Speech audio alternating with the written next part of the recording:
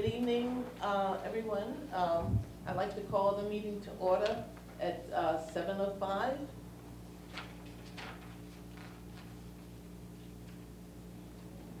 Also like to welcome you and say hello. It's been a while since we met. And any news that they would like to share with the committee? Chuck, are you still retired? Absolutely. Okay, nice. I Is it everything I recommend it. dream of? I've recommended highly to everyone. Okay, sounds good. Gigi, anything you'd like to share? No. Gigi's not retired. No, I'm not. Yeah, I'm happy to see us all here. Okay, sounds good. Lisa? Sure. I want to be retired with. Super, well, I'm gonna try it again. I failed the first time, so, but welcome. You should have the agenda before you. The first thing on the agenda is the approval of the minutes. We last met April 6th in 2022. Would you take a moment and look at the agenda, at the minutes?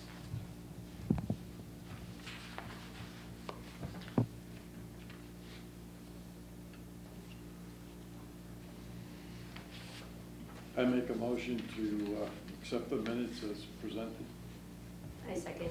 It's been properly moved and seconded that we approve the minutes as presented. All in favor? Aye. Aye. The motion is carried. Thank you very much. Okay. We need to discuss and vote on the personnel bylaw amendments for the annual town meeting. Becca, would you like to present to us? Certainly. So, welcome back. It's great to see you all. My name is Becca Meekins. I'm the Assistant Town Administrator for the town of Northborough. So this evening, I have before you the proposed amendments to the personnel bylaw for the 2023 annual town meeting. So, as you all know, one of the responsibilities and the roles of the personnel board is to provide recommendations to town meeting on any proposed changes to the personnel bylaw, which is something that occurs on an annual basis. Article 29 in the annual town meeting warrant contains the proposed amendments to the consolidated personnel bylaw. This includes general wage increases for non-union staff. And as you know, we've gone over this in the past, but the increases for non-union staff in the town of Northborough are somewhat formulaic. It's determined by the bylaw that all increases to non-union employees are to be the average of the union increases in that year. So I'm happy to let you all know that we have settled all of our collective bargaining contracts. So those contracts are settled for fiscal years 2023, which is the current year, to 2025. And the average increase for each of those years will be 2%. That's what was settled in all of the contracts.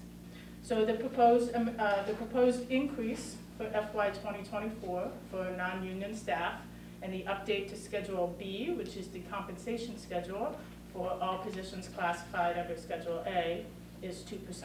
That is the proposal, and that's consistent with the requirements of the personnel bylaw.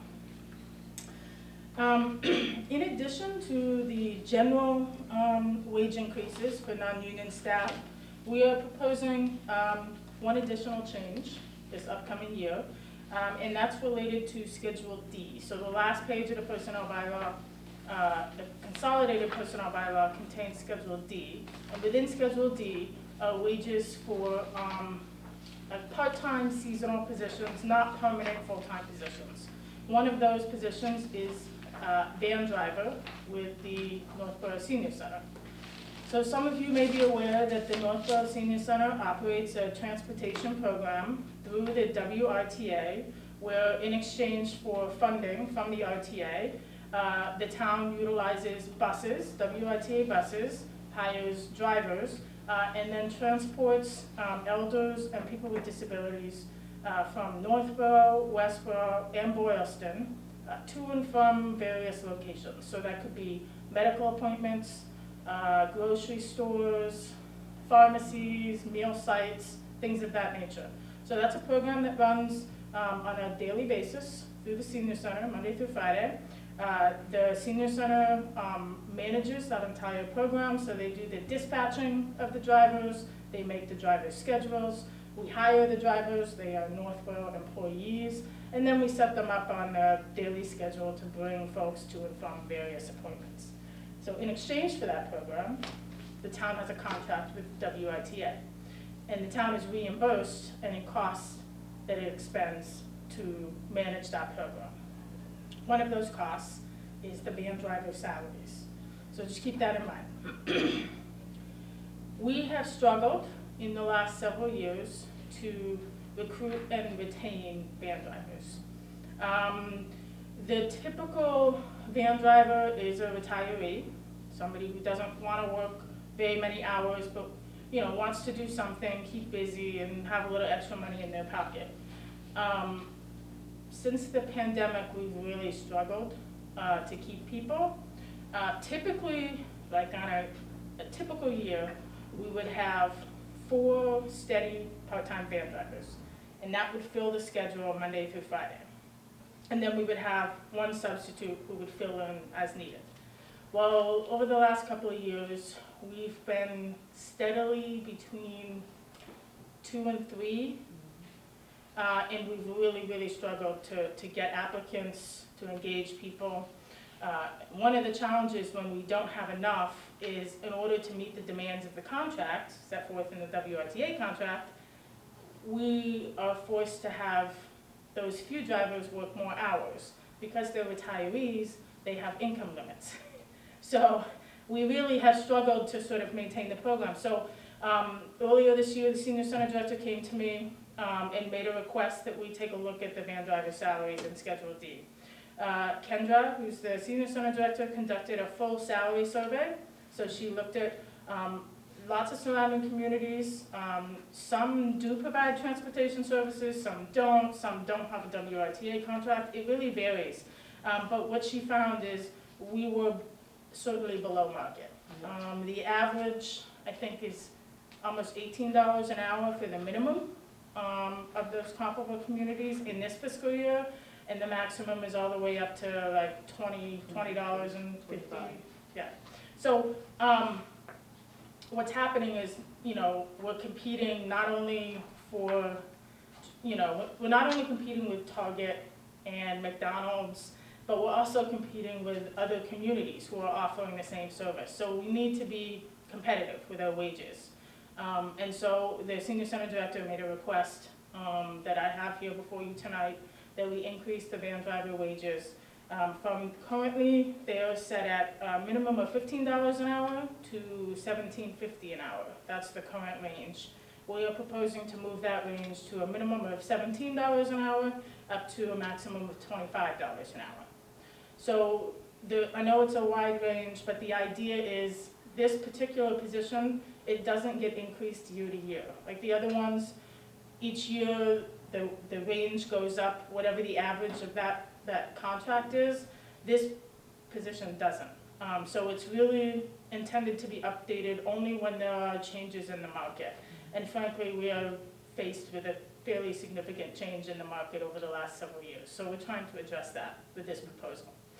The last thing I'll say, and just to reiterate, I think the most important part of this is that any increase to these wages comes at no cost to the Northborough taxpayer, because the full amount of the salary is reimbursed by the WITA through the contract. We just want to be able to retain van drivers and meet the requirements of that contract. So that's what's before you tonight. Those are all the changes contained in the personnel bylaw, and I'm happy to take any questions if you have them. Are there any questions? Chuck? Yeah, what are the current drivers versus, what are their current salaries versus whatever change? Will they all be at the minimum, or will they be within the range, or? No, so most of them will get a bump. I believe right now only one driver makes $17.50, and that driver is the trainer. That gentleman trains. So most of them make around between $16 and $17 an hour. So those folks who don't make the minimum as of July 1 will get bumped to $17 an hour. Okay. Yeah. Anyone else? Thank you.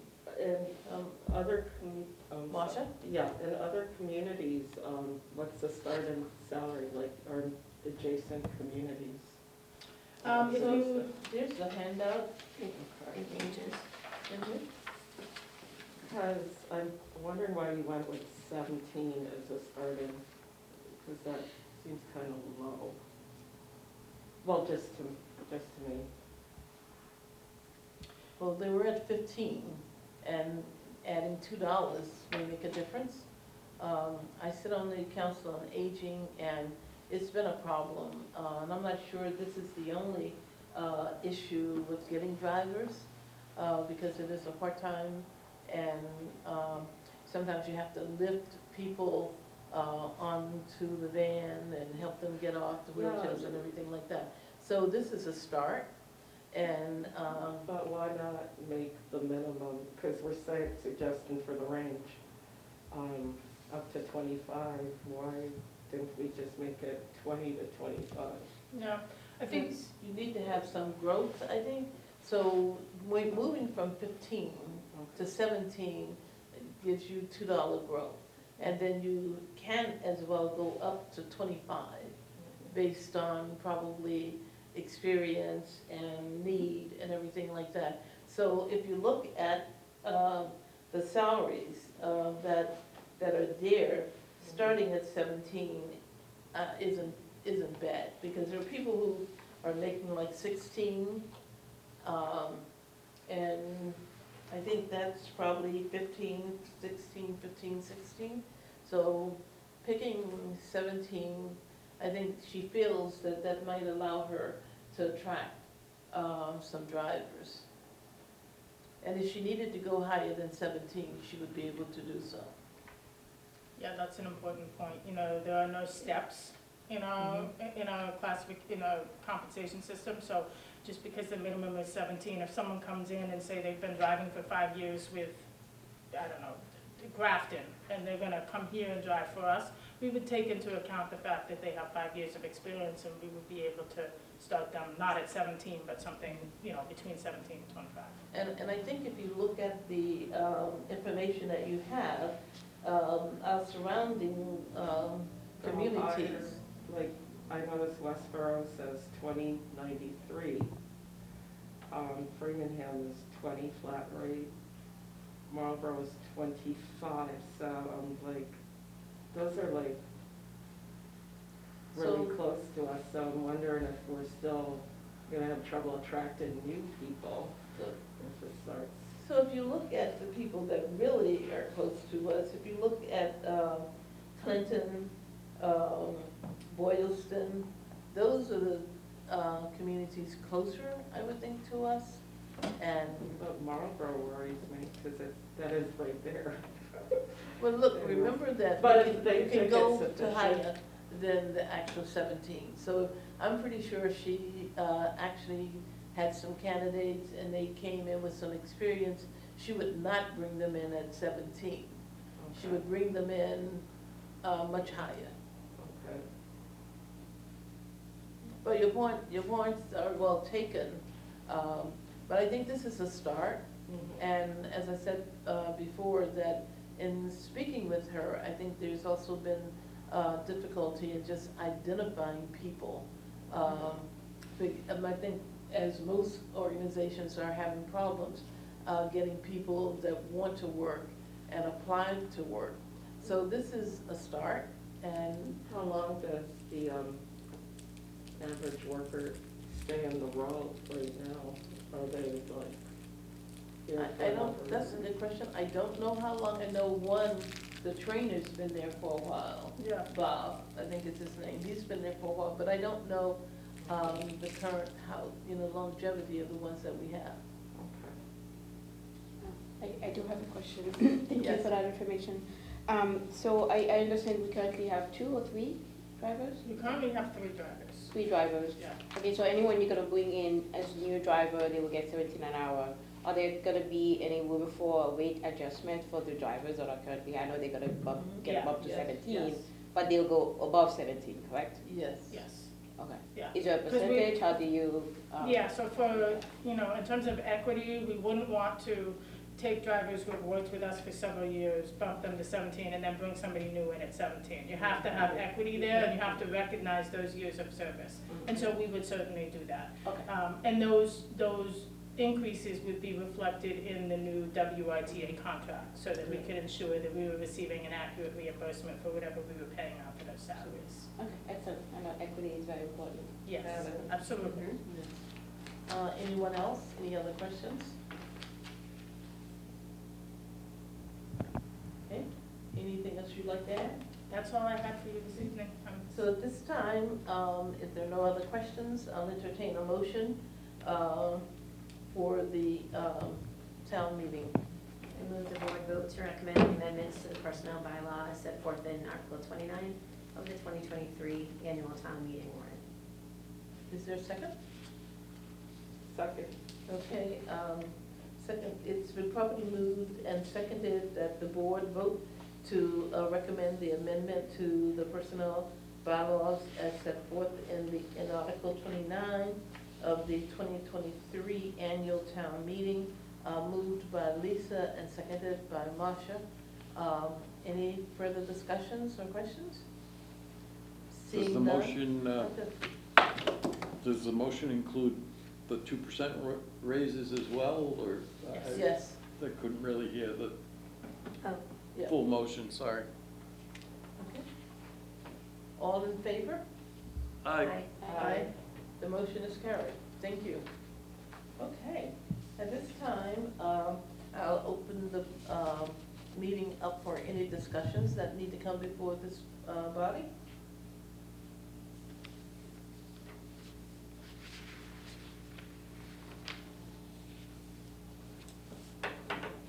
I think just for, I know, was that the consultant that came in earlier today? Yes. Okay. I think just for us as the personnel board, just to keep aware of what's going on. I know there was a call for public participation on that board. I don't know if it's, those spots are filled yet, but If you'd like, I can speak to that. Yes, please. So, today was the public input session for the town administrator search. So, I know the board is aware, but just so folks at home know, our town administrator, prior town administrator, John Cardare, who served the town as town administrator for over 10 years, resigned. He took a job in the town of Foxborough as the town manager. And so he's no longer with the town. Part of the process of replacing him is to hire a consultant to assist us in essentially an executive search for a new town administrator. The consultant that has been chosen is MRI, Municipal Resources, Inc. They are out of New Hampshire. They have a lot of experience doing executive recruitments for town managers, town administrators. This is sort of what they do. The two gentlemen who have been working with us are both retired town managers from Massachusetts. And so today was the public input session, so an opportunity for members of the public to provide some input to the consultants about what they would like to see in their next town administrator. There has already been a staff input that has taken place, so they have already come in and met with staff and talked to them about what they would like to see in their next town administrator. The next step is that the Board of Selectmen is going to be appointing members of a town administrator screening committee, which was established at the last meeting. So that committee will consist of representatives from the Board of Selectmen, the Planning Board, the School Committee, the Appropriations Committee, and then it will contain 3 at-large members. And so we expect that those appointments to be made at the board's first meeting in May. May 8th is the deadline for applications for the town administrator position. So following May 8th, the process will essentially begin with respect to screening rounds, interviews with the screening committee, and then ultimately the screening committee will put forth finalists' names to the board to interview and ultimately select who they wish to be the next town administrator. Timing-wise, I expect all of that to occur in the months of May and June. July, with a start date hopefully of late July or early August for the new town administrator. So, something to look forward to. Change is tough, but, you know, it's And I believe the gentleman that was here said there's an opportunity to go online and to submit questions or information as well. Anyone else or anything else? I think that was pretty good, very helpful, Becca, thank you. Okay, if there's no other information that anyone has an interest in, or any of the topics I will entertain a motion to adjourn the meeting. I make a motion to adjourn. Second. Okay, it's probably moved and seconded that we adjourn the meeting. Lisa? Yes. Marcia? Yes. Gigi? Yes. Chuck? Yes. Virginia? Yes, the motion is carried. Thank you very much. I appreciate you coming and hope to see you at town meeting.